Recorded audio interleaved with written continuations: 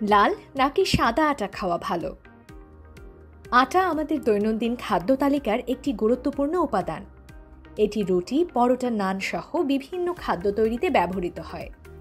সাধারণত দুই ধরনের আটা বেশি ব্যবহৃত হয়: লাল আটা, যা গোটা গমের আটা, এবং সাদা আটা, যা পরিশোধিত আটা। অনেকের মনে প্রশ্ন রয়েছে, কোনটি স্বাস্থ্যের জন্য ভালো? চলুন এ বিষয়ে বিস্তারিত জেনে নেই। লাল আটা নাকি সাদা আটা, কোনটি স্বাস্থ্যের জন্য ভালো? লাল আটা কি এবং এটি কিভাবে তৈরি হয়? লাল আটা গোটা গম পিষে তৈরি করা হয়, যার মধ্যে গমের চোকার স্তর, গ্লুটেন ও ভেতরের অংশ একসঙ্গে থাকে। এতে গমের সকল পুষ্টিগুণ অক্ষুণ্ণ থাকে, কারণ পরিশোধন বা ব্লিচিংয়ের মাধ্যমে কোনো উপাদান বাদ দেওয়া হয় না। এটি দেখতে সাধারণত হালকা বাদামি বা লালচে রঙের হয় এবং খেতেও একটু ঘন বা মোটা মনে হয়। সাদা আটা কি এবং এটি কিভাবে তৈরি হয়? সাদা আটা বা পরিশোধিত আটা তৈরি হয় গমের বাহ্যিক স্তর, চোকার এবং ভেতরের প্রোটিনযুক্ত অংশ, জার্ম বাদ দিয়ে। শুধু গমের স্টার্চযুক্ত অংশ থেকে এটি তৈরি করা হয়, যা পরে ব্লিচিং বা প্রসেসিং করা হয়। ফলে এটি দেখতে পরিষ্কার সাদা হয় এবং খেতে নরম ও হালকা মনে হয়। তবে এই পরিশোধনের ফলে গমের অনেক পুষ্টিগুণ নষ্ট হয়ে যায়, বিশেষ করে ফাইবার, ভিটামিন ও মিনারেল কমে যায়। লাল আটায় প্রচুর পরিমাণে আঁশ থাকে, যা হজমে সাহায্য করে এবং দীর্ঘক্ষণ পেট ভরা রাখে। এতে থাকা vitamin B complex, iron, magnesium ও অ্যান্টিঅক্সিডেন্ট শরীরের জন্য উপকারী। অন্যদিকে সাদা আটা পরিশোধনের ফলে বেশিরভাগ ফাইবার ও গুরুত্বপূর্ণ পুষ্টি উপাদান হারিয়ে ফেলে। ফলে এটি দ্রুত হজম হয় এবং শরীরে সহজেই শর্করা যোগ করে, যা ওজন বৃদ্ধির কারণ হতে পারে। প্রাকৃতিক উপায়ে তৈরি লাল আটা স্বাস্থ্যের জন্য অত্যন্ত উপকারী। এটি রক্তে শর্করার মাত্রা নিয়ন্ত্রণ করে, ওজন কমাতে সাহায্য করে এবং হৃদরোগের ঝুঁকি কমায়।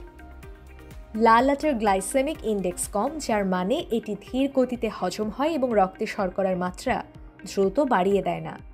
ফলে ডায়াবেটিস রোগীদের জন্য এটি বেশ ভালো একটি বিকল্প।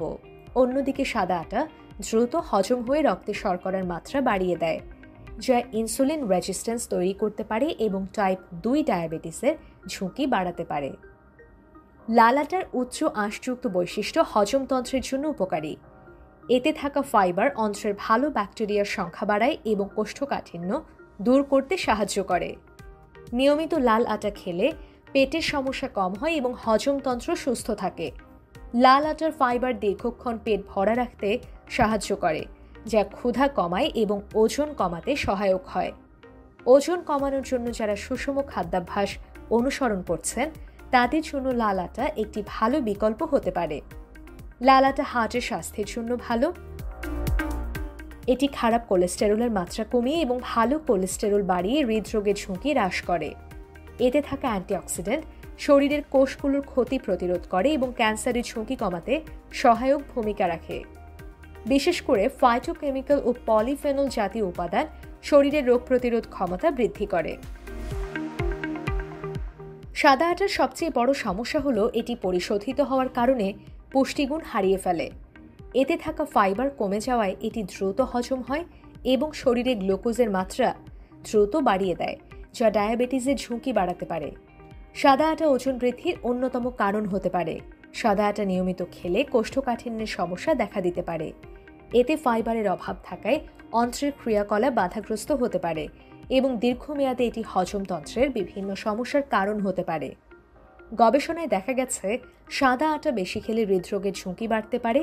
এটি খারাপ কোলেস্টেরল বাড়িয়ে দেয়, যা ধমনী রক্তপ্রবাহে বাধা সৃষ্টি করে এবং উচ্চ রক্তচাপ ও হার্ট অ্যাটাকের ঝুঁকি বাড়ায়। লাল আটা তুলনামূলকভাবে বেশি উপকারী, কারণ এতে উচ্চ পরিমাণে ফাইবার, ভিটামিন ও মিনারেল থাকে। এটি রক্তে শর্করার মাত্রা নিয়ন্ত্রণে রাখে, ওজন কমাতে সাহায্য করে এবং হৃদরোগের ঝুঁকি কমায়। অন্যদিকে সাদা আটা পরিশোধিত হওয়ার ফলে বেশিরভাগ পুষ্টি উপাদান হারিয়ে ফেলে এবং এটি দ্রুত হজম হয়ে রক্তে শর্করা বাড়িয়ে দেয়, যা ডায়াবেটিস ও স্থূলতার কারণ হতে পারে। তাই স্বাস্থ্যকর খাদ্যাভ্যাস গড়ে তুলতে হলে লাল আটা বেছে নেওয়াই ভালো। যদিও লাল আটা তুলনামূলকভাবে বেশি স্বাস্থ্যকর, তবে কিছু বিষয় মাথায় রাখা দরকার। যাদের গ্লুটেন সংবেদনশীলতা বা সেলিয়াক ডিজিজ রয়েছে, তাদের লাল আটার পরিবর্তে গ্লুটেন মুক্ত কোনো বিকল্প বেছে নেওয়া উচিত। লাল আটা বেশি আঁশযুক্ত হওয়ায় কিছু মানুষের জন্য হজমের সমস্যা তৈরি করতে পারে। যারা হঠাৎ করে বেশি ফাইবারযুক্ত খাবার গ্রহণ শুরু করেন তাদের জন্য প্রথম দিকে গ্যাস বা পেট ফাঁপার সমস্যা দেখা দিতে পারে, তাই ধীরে ধীরে অভ্যাস গড়ে তোলা ভালো। কিডনি রোগীদের সাধারণত লাল আটার খাবার কম দিতে বলা হয়। লাল আটার তুষের অংশে উচ্চ পরিমাণে ফসফরাস এবং পটাশিয়াম থাকে, যা কিডনি রোগে আক্রান্ত ব্যক্তিদের জন্য সমস্যাযুক্ত হতে পারে, কারণ তাদের কিডনিগুলো এই খনিজগুলিকে কার্যকরভাবে পরিশোধন করতে পারে না। বাজারে অনেক ধরনের লাল আটা পাওয়া যায়, কিন্তু সেগুলোর মধ্যে কিছুতে কৃত্রিম উপাদান বা সংরক্ষণকারী মেশানো থাকতে পারে, তাই নির্ভরযোগ্য ব্র্যান্ডের বা ঘরে পিষে আটা খাওয়াই ভালো। সাদা আটা সাধারণত পুষ্টির দিক থেকে দুর্বল হলেও কিছু ক্ষেত্রে এটি ব্যবহার করা যেতে পারে। যাদের দ্রুত শক্তি প্রয়োজন, যেমন অ্যাথলেট বা শিশু, তারা মাঝে মাঝে সাদা আটা খেতে পারেন, কারণ এটি দ্রুত হজম হয়ে শরীরে শক্তি সরবরাহ করে। কিছু নির্দিষ্ট খাবারের জন্য সাদা আটার প্রয়োজন হয়, যেমন পেস্ট্রি, কেক, বিস্কুট ও নরম রুটি। তবে এগুলো স্বাস্থ্যকরভাবে তৈরি করলে ভালো হয়। যদি কেউ দীর্ঘদিন অসুস্থ থাকেন বা খুব দুর্বল অনুভব করেন, তাহলে সহজপাচ্য হওয়ার কারণে সাদা আটা সাময়িকভাবে খাওয়া যেতে পারে, তবে এটি দীর্ঘমেয়াদে গ্রহণ করা উচিত। রিফাত সামিরা চৌধুরী, নিউজ ডেস্ক, কৃষি সংবাদ।